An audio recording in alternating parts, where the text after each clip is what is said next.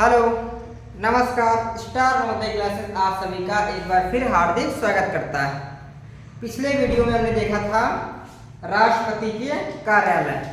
आज हम बात करेंगे राष्ट्रपति की सामाजिक और राजनीतिक भूमिका। क्या होती है राष्ट्रपति की सामाजिक और राजनीतिक भूमिका? इसी भूमिका के तहत आपको याद होगा अयोध्या राम मंदिर। क्या जो भी अयोध्या राम मंदिर था, वहां पे बहुत से लोगों ने क्या कहा कि हमारे राष्ट्रपति जी को नहीं बुलाया गया। ठीक है, कौन है राष्ट्रपति? द्रौपदी मुर्मू, उनको नहीं बुलाया गया था। तो जब ये कंडीशन आई थी, लेकिन क्यों नहीं बुलाया गया? कि ऐसा हो सकता है कि ना बुलाया गया हो? तो ये एक सिर्फ राजनीतिक कारण है कि उनको बुलाया नहीं गया, लेकिन उनको बुलाया गया होगा, कुछ ऐसा कारण रहा होगा कि उन्होंने अपनी बात को वहाँ पे उनको टाइम नहीं होगा या पहले से कहीं से डेडिकेट कर समय दे चुकी होंगी। ठीक है, इसलिए उनको। लेकिन अब जो पॉलिटिक्स में आप लोग सुनते हैं उसमें कि उन्होंने नहीं बुलाया, मोदी ने नहीं बुलाया, ऐसा कुछ भी नहीं है। उनकी बहुत सारी भूमिकाएं होती हैं सामाजिक में। ठीक है, जिससे क्या क्या भूमिका होती है? तो पहली भूमिका होती है कि जितने भी आपके नृत्य हैं उनको प्रमोट करना। ठीक है, जैसे आदिवासियों के नृत्य हो गए, उनको प्रमोट करना, या कुछ और ऐसी चीजें हो गई जो हमारी विरासत से हैं। किससे हैं? विरासत से लेके हैं। जो हमारी विरासत की चीजें हैं उनको क्या करते हैं? प्रमोट करते हैं। तो ये काम किसका है? राष्ट्रपति का। चाहे वो हमारा नृत्य हो, चाहे कोई हमारी कला हो पुरानी, ठीक है, चाहे कोई हमारा धार्मिक प्रोग्राम हो, अगर वो भारत की संस्कृति से लेके हैं, ठीक है, तो उसको प्रमोट करने का काम भी किसका करता है? राष्ट्रपति का। उसके अलावा भी उसके पास बहुत सोशल काम होते हैं, जिससे कहीं पे किसी के साथ अन्याय ना हो पाए। जहां पे आपको लगता है कि जहां पे यष्टि समाज ज्यादा रहता है, ठीक है, उनको सीधे राष्ट्रपति अपने अंडर में रखता है, क्योंकि इनके साथ में कोई भी प्रॉब्लम्स ना आए या सरकार इनके साथ में कोई क्या गलत ना कर पाए। ठीक है, तो देखते हैं क्या क्या सामाजिक भूमिका है। तो राष्ट्रपति भारत के नागरिकों के लिए एक प्रेरणास्त्रोत के रूप में कार्य करते हैं। वे देश में सामाजिक समरसता, सामाजिक समरसता का मतलब ये होता है कि जैसे आपने सुना होगा हिंदू मुस्लिम सिख ईसाई, ठीक है, हिंदू मुस्लिम सिख ईसाई आपस में सब भाई भाई, सुना ना? तो इससे क्या मतलब है? इसका मतलब ये है कि जो सामाजिक समरसता है, हम लोग चाहे एक मोहल्ला है, उसमें मुस्लिम भी रहता है, उसमें हिंदू भी रहता है, उसमें सिख भी रहता है, उसमें ईसाई भी रहता है, लेकिन सभी एक नीचे रह पाए, ये इसको बनाए रखने का काम कौन करता है? राष्ट्रपति करता है। वो कोई ऐसा काम नहीं होता है कि जिससे इसमें कोई दुविधा हो। दूसरा है राष्ट्रीय एकता को बनाए। ऐसा ना हो कि कोई राज्य या कोई संगठन आके कहे कि राष्ट्रीय एकता को भंग करें। ठीक है, जैसे कभी कभी आप सुनते हैं कि बंगाल के लोग कहते हैं कि अलग देश दे दो, कभी कभी आंध्र प्रदेश के लोग कहते हैं कि अलग देश दे दो। तो इन चीजों को भी कौन रोकता है? राष्ट्रपति इनको भी रोकता है। जैसे अभी आपको ध्यान होगा J&K, ठीक है, जम्मू कश्मीर में पहले अपना उनका खुद का संविधान था, लेकिन अभी क्या हो गया है? जम्मू कश्मीर को टेरिटरी बना दिया गया। क्यों बनाया गया है? तो उसके पीछे का कारण यही था कि राष्ट्रीय एकता को कहीं ना कहीं भंग हो रही थी। वे विभिन्न समाजों के साथ मिलकर काम करते हैं, सामाजिक मुद्दों पर जनता को जागरूक करते हैं। बहुत सारे ऐड देते हैं राष्ट्रपति कि आपका ये अधिकार है, आपका ये अधिकार है, क्योंकि वो देश का प्रथम व्यक्ति है और उसकी बात को सब सुनेंगे। राष्ट्रपति देश की राजनीतिक स्थिरता और एकता का प्रतीक होते हैं, क्योंकि ये लोकसभा को भंग कर सकते हैं, राज्यसभा को भंग कर सकते हैं। करता राज्यसभा को राज्यपाल है भंग, लेकिन फिर भी इनके कहने से। और राज्यपाल की नियुक्ति भी करते हैं। किसकी नियुक्ति करते हैं? राज्यपाल की नियुक्ति करते हैं। ठीक है, ऐसी बहुत सारी नियुक्तियां ये खुद करते हैं। यहाँ तक कि आपको पता होगा कि ये सुप्रीम कोर्ट के जज की भी नियुक्ति करते हैं। ठीक है, सुप्रीम कोर्ट के जज की भी नियुक्ति करते हैं। तो ये बहुत सारी नियुक्तियां करते हैं, इसलिए बोलते हैं कि राजनीतिक स्थिरता ये बनाए रखते हैं। वे सभी राजनीतिक पार्टियों के बीच समझौता के रूप में कार्य करते हैं और संसदीय प्रणाली के सुचारू संचालन को सुनिश्चित करते हैं। राष्ट्रपति जो कार्य करते हैं वो सभी, ऊपर मैंने आपको पहले ही बताया था कि जो राष्ट्रपति है वो राष्ट्रपति सभी पार्टियों का सम्मत से होता है, चुनाव के रूप में चुनाव को होता है, उससे जीत के आता है। लेकिन वो ये नहीं करता है कि वो अगर बीजेपी से है तो सिर्फ बीजेपी दिखाएगा, वो सारी पार्टियों को समझौते के रूप में कार्य करता है। जब भी कोई देश में कोई मुसीबत आती है या कोई बाहर युद्ध होता है या आंतरिक युद्ध होता है तो वो सभी पार्टियों की मीटिंग बुलाता है और उसमें क्या करता है, सभी पार्टियों की मीटिंग बुला के सबसे बात करके और जो उसको सही लगता है वो कार्य वो करता है। ठीक है, तो ये भी कार्य किसका है, राष्ट्रपति का। इसके चलते राष्ट्रपति की विदेश नीति में भूमिका। अब देखो भारत में क्या है कि जितनी भी विदेश नीतियां हैं या कहीं विदेश में घूमने जाना है या कुछ भी करना है तो आप देखते होंगे कि मोदी जी ज्यादा घूमते हैं। ठीक है, और मोदी जी क्या है, प्रधानमंत्री। प्रधानमंत्री जी ज्यादा घूमते हैं, लेकिन इसका मतलब ये नहीं है कि प्रधानमंत्री किसी देश से कोई समझौता करते हैं। जब भी कोई समझौता होगा, कोई डील होगी किसी देश से तो वो आपके राष्ट्रपति ही करेंगे, प्रधानमंत्री को उसका कोई पावर नहीं। फिर प्रधानमंत्री जाता क्यों है दूसरे देश, तो प्रधानमंत्री इसलिए जाता है क्योंकि प्रधानमंत्री के पास बहुमत है। ठीक है, और वो जो चीज राज्यसभा या लोकसभा या संसद जिसे पास करेगी, संसद को ये पास करती है तभी हम इसे समझौता कर सकते हैं। और उससे समझौता करने के लिए प्रधानमंत्री एक मुख्य व्यक्ति होता है, क्योंकि यहाँ वैसे पावर, रिटर्न पावर तो राष्ट्रपति के पास है, लेकिन मेन रूप से पावर किसके पास होता है, तो वो प्रधानमंत्री के पास होता है। इसलिए प्रधानमंत्री हर जगह जाता है, राष्ट्रपति सारे काम अकेले नहीं कर सकता है। प्रधानमंत्री किसी देश में गए, उस देश के व्यक्ति ने कहा कि ये करना है, अब प्रधानमंत्री उसको अपने मंत्रियों से डिस्कस करेंगे। ठीक है, मंत्री से डिस्कस करने के बाद उस पर चर्चा करेंगे, फिर एक बिल पास करेंगे और उसको लाएंगे अगर जरूरी हुआ तो। और किसी से अगर बिल पास की जरूरत नहीं हो तो मंत्रियों से चर्चा करके राष्ट्रपति को बताएंगे और वहां से राष्ट्रपति उनके साथ में समझौता करेगा।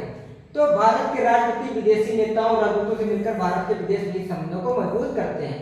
वे विभिन्न देशों से समझौते करते हैं और द्विपक्षीय संबंधों को बढ़ावा देते हैं। जब भी कोई समझौता होता है तो उसमें योगदान तो मोदी जी का रहेगा, लेकिन मेन रूप से करेगा कौन, तो राष्ट्रपति। रिटर्न में किसका कौन करेगा, तो राष्ट्रपति। अंतरराष्ट्रीय संगठन, राष्ट्रपति विभिन्न अंतरराष्ट्रीय संगठनों जैसे संयुक्त राष्ट्र में भारत का प्रतिनिधित्व करते हैं। वे अंतरराष्ट्रीय मंचों भारत के हितों का प्रचार करते हैं और वैश्विक शांति और सुरक्षा को बढ़ावा देते हैं। तो ये काम भी किसका है, अंतरराष्ट्रीय संगठन का काम किसका है, राष्ट्रपति का। ठीक है, लेकिन आपको पता होगा कि अटल बिहारी जी जो थे वो उन्होंने भाषण दिया था। ठीक है, तब वो प्रधानमंत्री भी नहीं थे।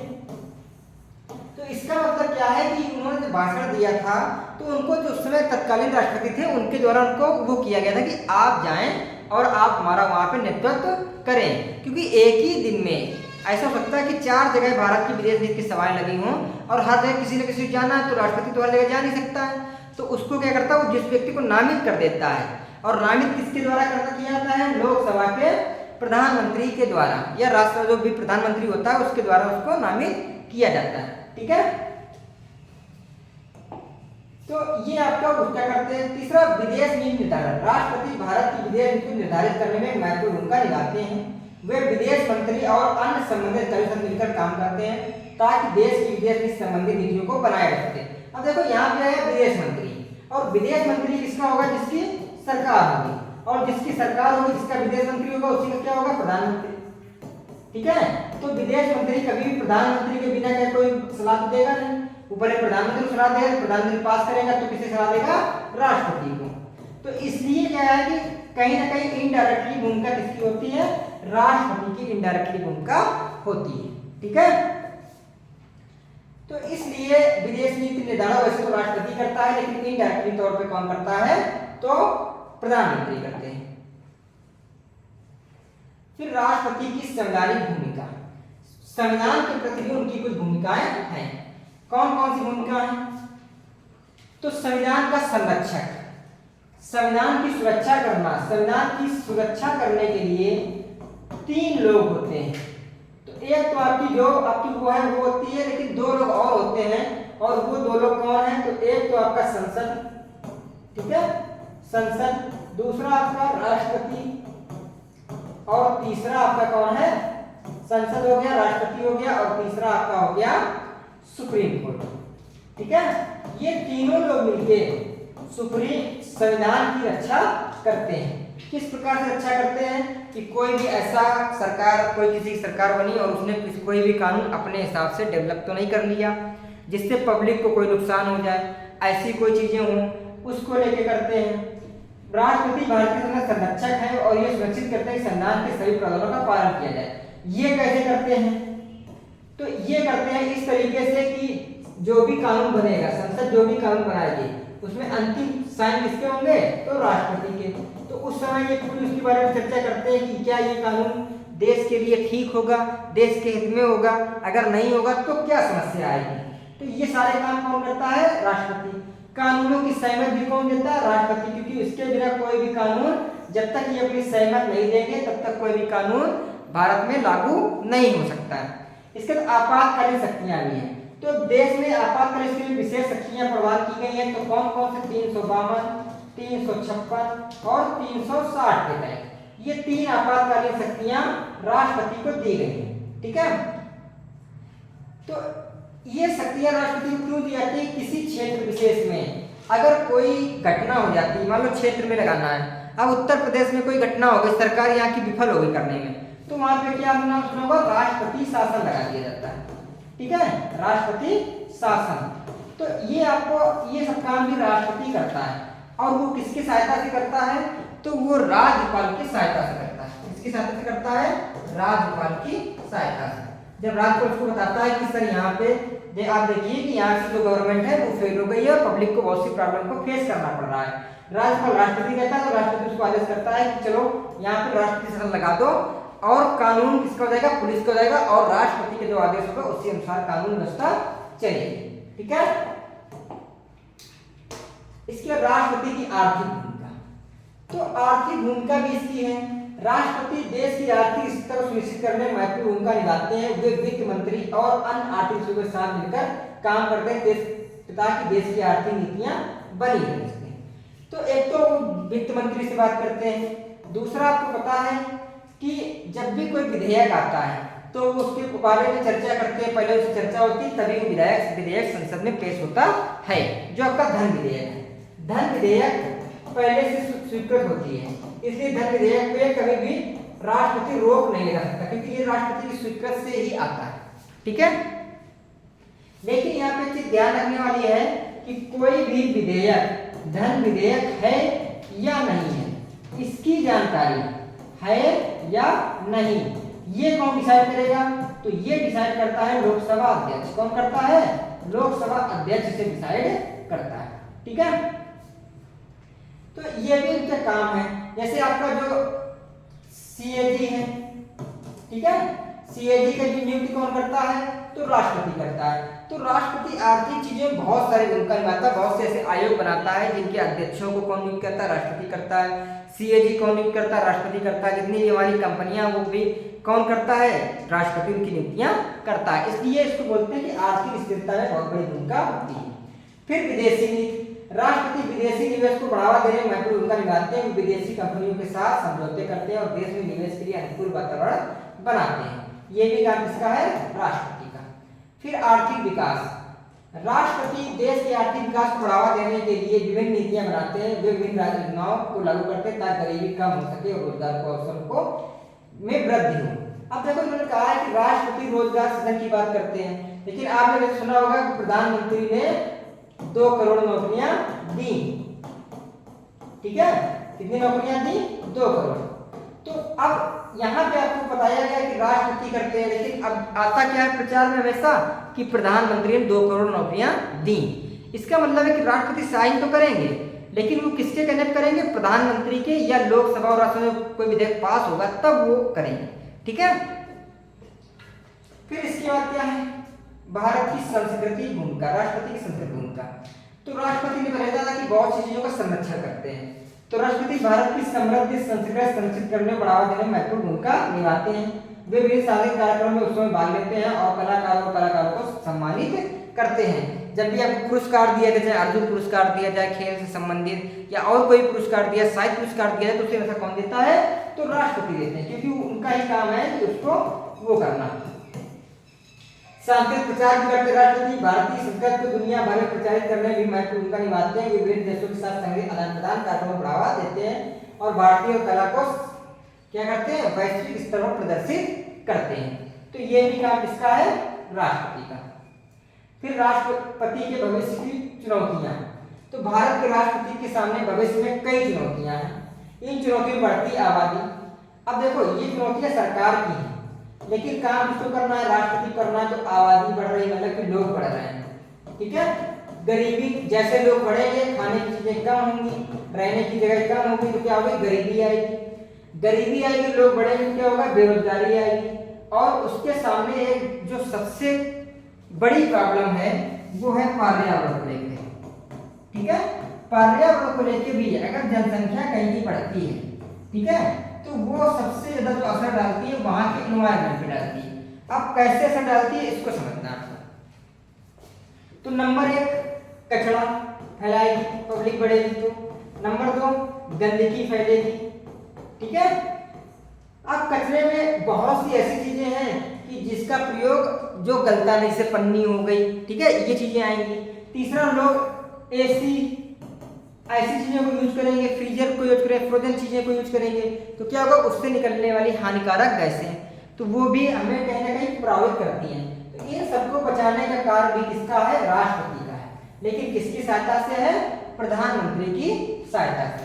तो इतनी चुनौतियां तो उनके लिए हमेशा बनी रहती हैं और इन चुनौतियों से निपटने के लिए उन्हें क्या करना पड़ता है, प्रभावी नीतियां बनानी होंगी और देश के विकास के लिए दृष्टिकोण विकसित करना होगा।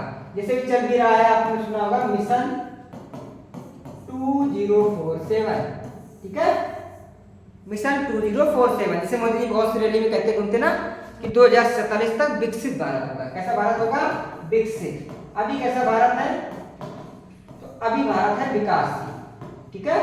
अभी भारत कैसा है, तो अभी भारत है विकासशील। लेकिन उन्होंने कहा है कि 2047 तक कैसा बना देंगे, विकसित। अब ये सिर्फ अकेले नहीं बनाएंगे, जिसकी भी गवर्नमेंट आएगी वो इसी क्षेत्र में काम करेगा। चाहे आज उनकी गवर्नमेंट है, कल कांग्रेस गवर्नमेंट है, जिसकी गवर्नमेंट आएगी तो ये प्रक्रिया आपकी चलती रहेगी। क्योंकि 2047 का मिशन दिया गया है, क्योंकि उसमें बहुत से, जैसे कार्बन मिशन बताया गया कि हम कार्बन को आधा कर देंगे 2047 तक। बहुत सी चीजें को यूज करने से हम आधा कर देंगे, तो वो हमारे उस चीज में काम आती रहेंगे, ठीक है। तो ये आपका था राष्ट्रपति संबंधित चीजें। राष्ट्रपति संबंधित क्वेश्चंस जो हैं वो आपको आगे मिलेंगे। और आपके लिए क्या समस्या, जैसे हमने आपको बताया था कि 352, 356, ठीक है, 360 या जिसमें, तो ऐसे जो अनुच्छेद हमने भी चीजें आपको बताए हैं ये भी आपके लिए इंपॉर्टेंट है और यहाँ से क्वेश्चन आता है, ठीक है। आज के लिए इतना ही, धन्यवाद।